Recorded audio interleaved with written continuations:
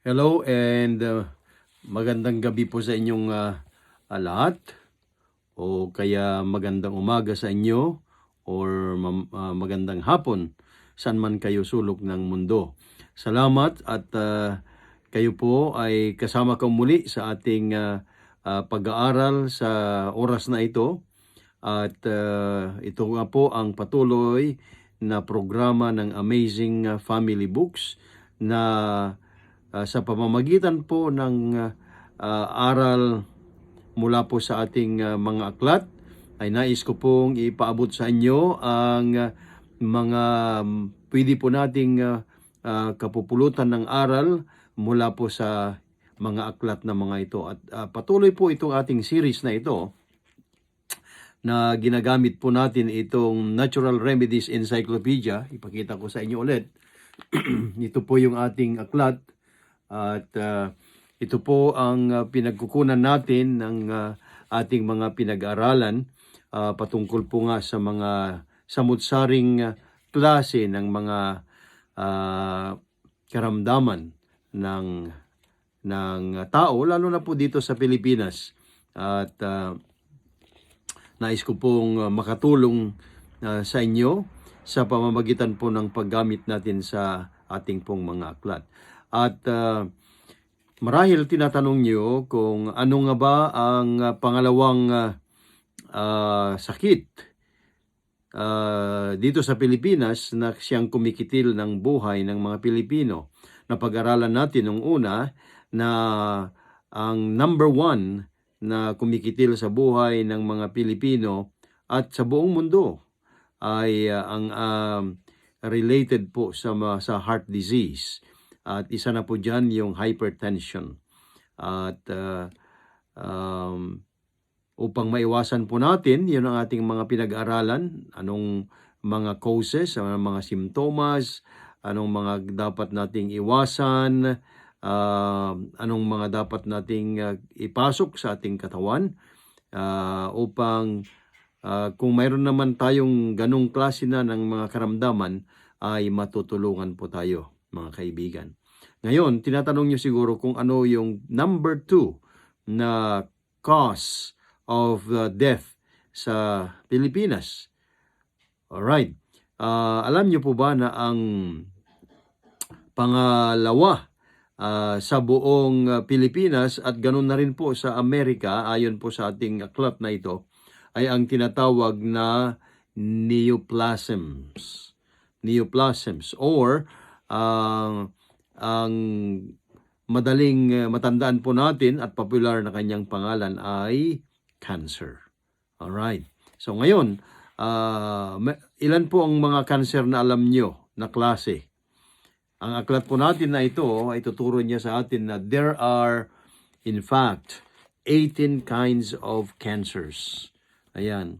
Pero himay-himayin po natin ito at hati-hatiin po natin itong ating pag-aaral na ito sapagkat napakahaba po ito at napaksa. Nais ko lang na i-discuss sa inyo ngayon sa oras po na ito ang tungkol po ng mga simptomas ng cancer. Ano po ang mga simptomas kaya ang cancer? Okay, the most common, sabi niya, symptoms of cancer ay any sore that does not heal on the skin, mouth, tongue, or lips. Any irregular or unusual bleeding or discharge from any body opening. Yan po ang mga simptomas. A persistent change from normal in the action of the bowels or bladder. Yung hindi normal na schedule ng ating pong pagdumi at ganun din po sa ating pag-ihi ay marahil po yan ay mga simptomas ng mayroon po tayong cancer. Alright? And then, any persistent lump or thickening in breast or anywhere on the body. Yung tuloy-tuloy na lumalaki na bukol. Tuloy-tuloy na lumalaki na bukol tulad po sa dede ng mga babae, o kahit pa sa lalaki, meron din yan. At or sabi niya, kahit anong parte ng ating katawan, yung bukol na lumalaki. At saka yung hoarseness or nagging cough, yung namamalat, no? Palagi, tuloy-tuloy na namamalat. Okay? And then, ito pong pag-uubo, consistent na pag-uubo, marahil hindi yan TB, tuberculosis, o baka naman yan po ay simptomas ng cancer. Kaya dapat may advice, mga kaibigan, kung mayroon po tayong mga ganong mga nakikita na mga simptomas, ay we need to consult our doctor. Diba? Ito pa, mga kapatid, mga kaibigan, itong difficulty in swallowing, pag nahirapan na lumunok, ayan po ay isang simptomas din ng mayroong cancer. And then, persistent indigestion or loss of appetite, especially if accompanied by loss of weight. Excuse me. Yan. Kapag mayroon po tayong nakikita na ganun, na pagbabago sa ating pong digestion, mayroon pong indigestion, or nawawalan ng appetite at bumababa ang ating timbang, yan po ay posibleng mayroon po tayong cancer. Okay? And then, sudden or rapid changes in the form, appearance, or rate of growth of a mole or wart, or if it bleeds. And then yung tinatawag na persistent fatigue. Kaya mayroong yung tinatawag na biglaan na pagbabago ng ating itsura, at yung paglaki ng isang kumbaga ng isang nunal o kaya ng kulugo. Isa rin po yan na simptomas, lalo na po kung mga ito ay nagdurugo na sila, no? Yan po ang mga simptomas ng tinatawag na cancer, at saka yung fatigue, no? Parang palaging parang napapagod. Alright?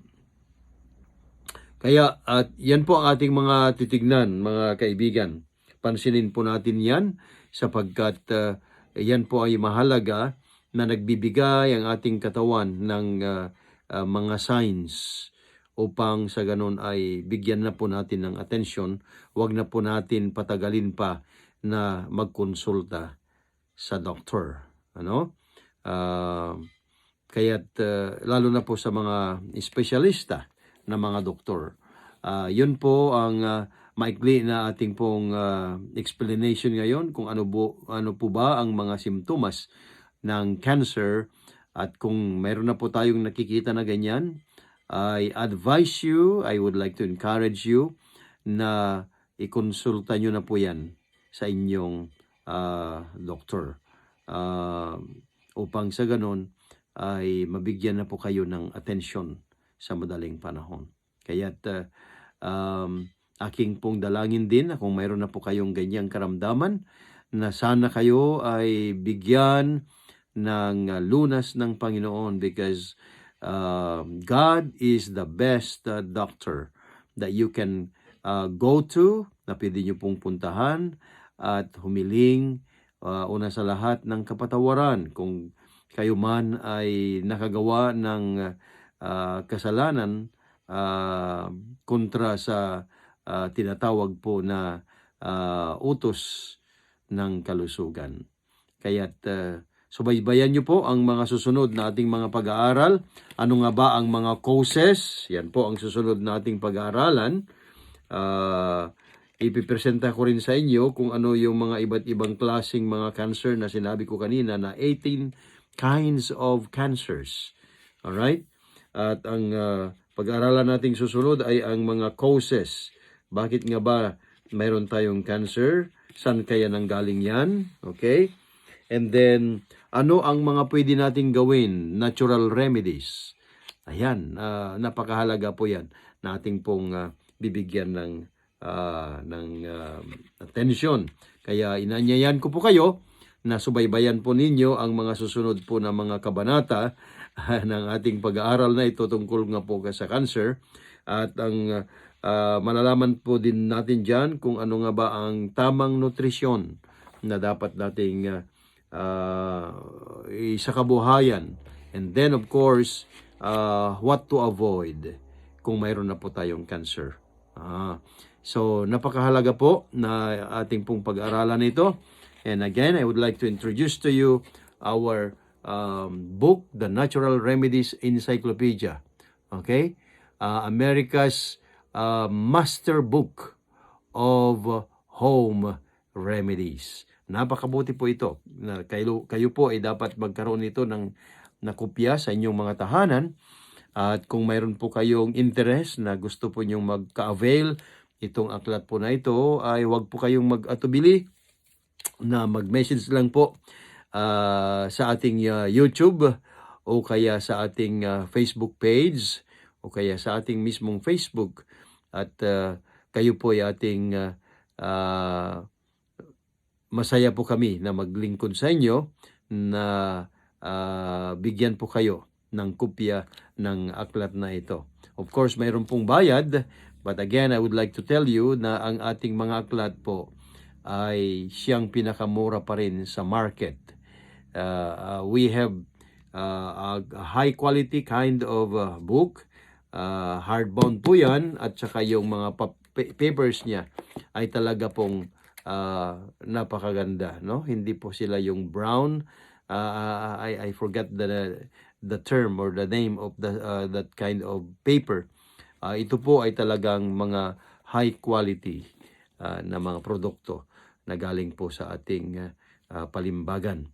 Kaya again, I would like to encourage you to join us again tomorrow night sa ating pong pag-aaral tungkol po sa ikabubuti ng ating pong kalusugan. Again, mag-comment lang po kayo. You are welcome to ask questions.